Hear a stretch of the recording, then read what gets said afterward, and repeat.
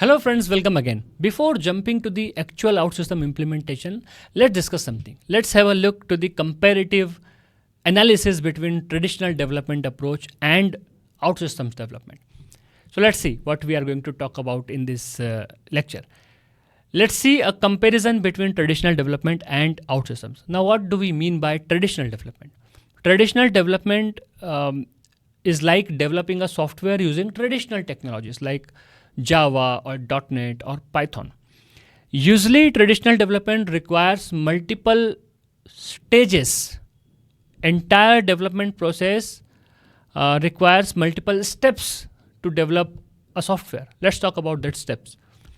The first step is environment setup. Suppose we are working on Java, we need to develop a hospital management system using Java. First, we will have to install the JRE, JDK, we'll have to configure everything on our local computer, local system. Then we'll have to do project configuration, right? We will initialize the project, we will create the project, we will add up the dependencies and all. We'll create the folder structure, in short, correct?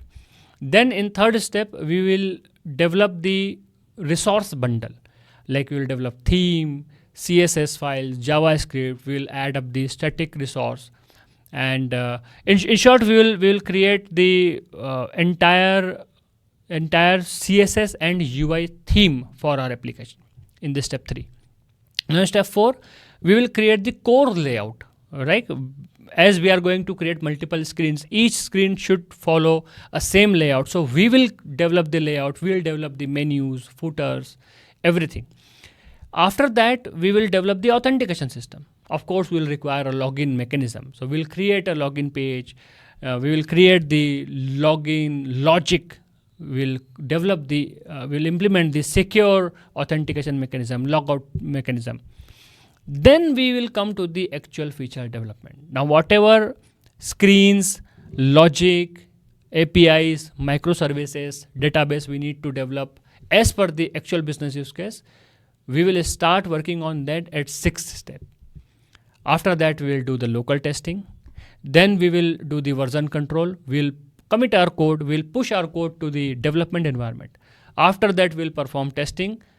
Then we will push code to the test environment. Then tester will perform testing. Now we'll come to the production deployment. But before that, we'll set up the production. We'll configure the production environment in the same way.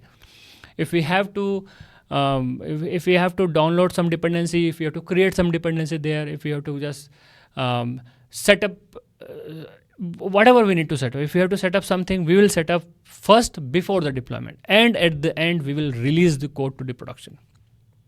And then we'll start maintaining the application.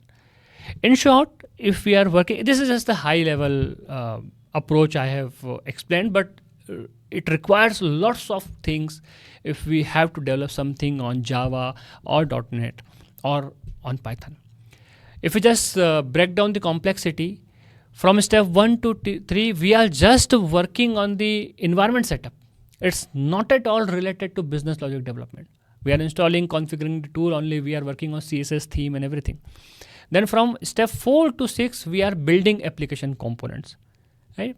Now, if we just see how much time we are spending, around 30% time we are spending on infrastructure configuration. Around 25% time we are spending on boilerplate operation like auth development, layout development, theme development. Just 20-25% time we are spending on actual feature development, actual business logic development, and 25% time we are spending on the deployment. So if you see, around 20-25% time only we are spending on the actual business logic development. 75% time is going on the supporting stuff that can be automated. Now, if we come to the OutSystem, you have already seen when we develop one application, right? If we work on OutSystems, how this OutSystem simplifies the thing. When we create an application, and that too graphically, automatically OutSystems creates the responsive theme, styling, authentication flow, layout, components for us. From 1 to 5, from step 1 to 5, what we do in traditional approach, done in just one click. Then we visually develop, we drag and drop, we rapidly develop this screen. This is where the 6th step come in picture, and we can say, in short, directly we jump to the 6th step. Then when it comes to the deployment, just On one click, we deploy the thing to the development environment. We test there, we deploy to the test environment on one click only, and just on one click, we deploy everything to the production environment. In short, whatever 70-75% time we were investing in the supporting stuff while working on the traditional development platform, we are saving that 75% time. Platform is doing that for us. We are just focusing on business logic development. If we just have a look to the side-by-side comparison, in traditional development, we follow 10 steps. In our system, we follow just 3 to 4 steps. Now we require multiple tools. Here, it is a unified platform. We require manual configuration at every step. Here, configuration is automated. It requires extensive testing and debugging when we work with traditional approach. In our system, we get integrated testing environment. Then complex deployment. Of course, deployment is very complex working with traditional.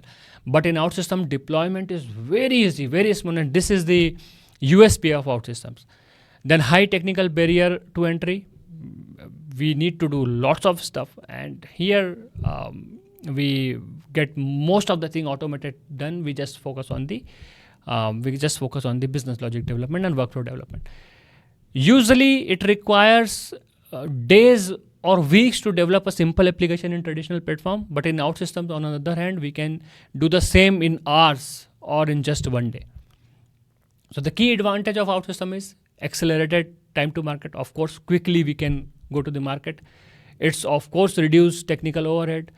It provides built-in best practice, simplified scalability, lower total cost of ownership. So in short, OutSystems provides most of the supporting things automatically to us because it has automated that 75% stuff.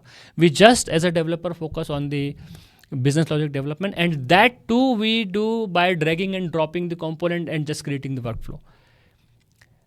So that's just a comparison we were doing in this lecture, how usually things works in the traditional development and how things works in the OutSystems development.